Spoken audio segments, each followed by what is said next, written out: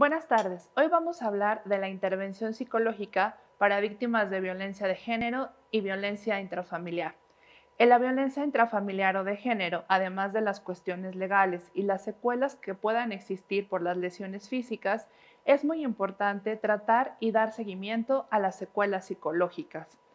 Todas las mujeres que hayan sufrido algún tipo de violencia tienen que recibir apoyo psicológico y lo más importante, hay que denunciar los sucesos ante las autoridades correspondientes. Es importante mencionar que la violencia es progresiva, por ello, al inicio, en muchos de los casos, las mujeres no identifican que estén siendo víctimas de algún tipo de violencia.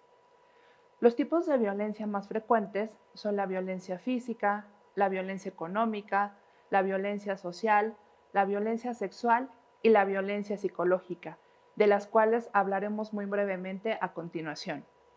La violencia física corresponde a las lesiones leves o graves que el agresor cause en su víctima. La violencia económica se refiere al control de los ingresos económicos del hogar, ya sea de la víctima o del agresor. La violencia social es cuando el agresor aísla a la víctima de sus redes de apoyo para que ésta no pueda pedir ayuda. Y la violencia sexual son intimidaciones o amenazas con la finalidad de que el agresor tenga control de los momentos de intimidad o de reproducción. La violencia psicológica, por su parte, se trata de despojar de cualquier tipo de valor a la víctima, minimizándola e incluso culparla de las acciones violentas del agresor. Las secuelas psicológicas pueden ser depresión, ansiedad y sobre todo se ha demostrado la presencia del trastorno de estrés postraumático en las mujeres que han sufrido algún tipo de violencia. Como la violencia es de carácter intermitente, provoca que las secuelas psicológicas en la mayoría de los casos vayan en aumento.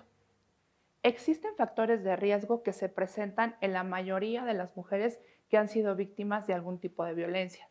Estos son provenir de familias muy estrictas o demasiado permisivas, en donde en el primer escenario la víctima busca libertad y en el segundo hay una carencia de afecto por la falta de atención.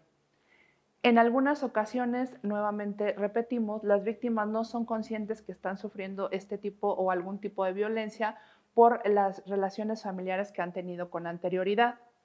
Presentan sentimientos ambivalentes, por ejemplo, él solo es malo cuando toma o solo me maltrata cuando yo cometo un error. El paso más importante de la intervención psicológica es lograr que las víctimas reconozcan que están siendo parte de esta violencia.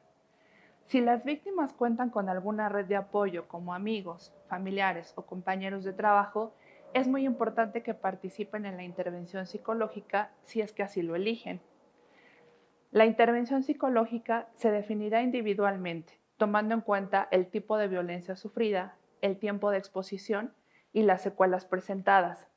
Sin embargo, se ha identificado en la mayoría de las víctimas de violencia intrafamiliar y de género la prevalencia de trastornos de estrés postraumático, por lo que ahora nos enfocaremos en este punto.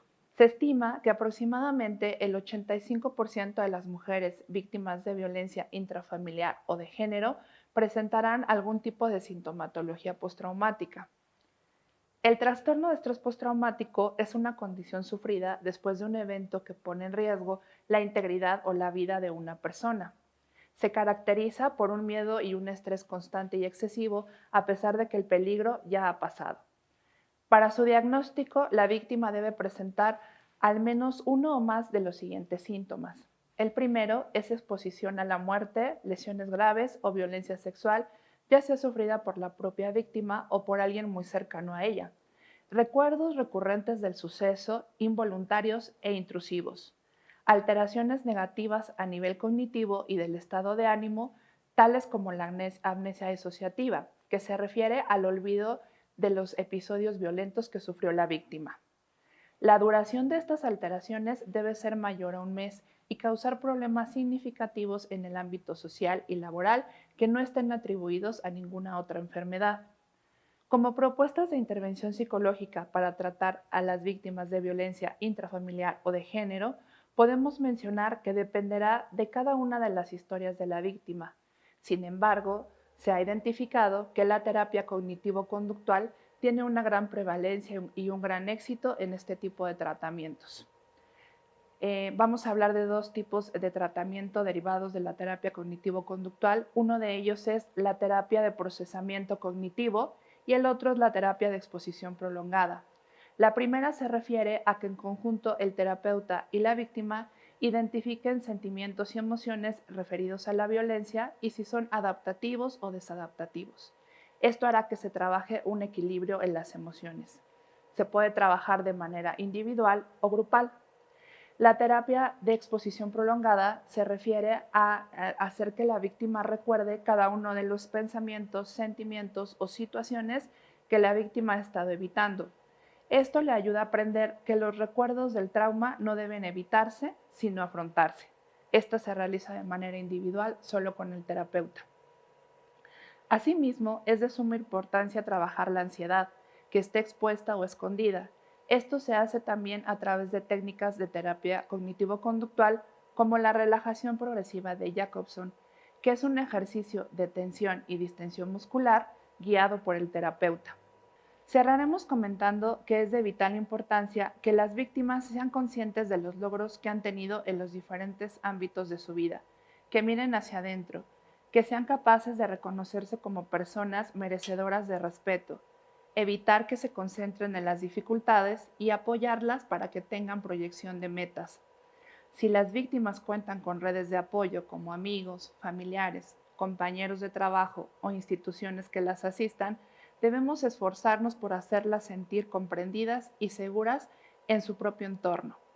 Trabajemos juntos por una vida libre de violencia, pero sobre todo para proporcionar a las víctimas una atención adecuada.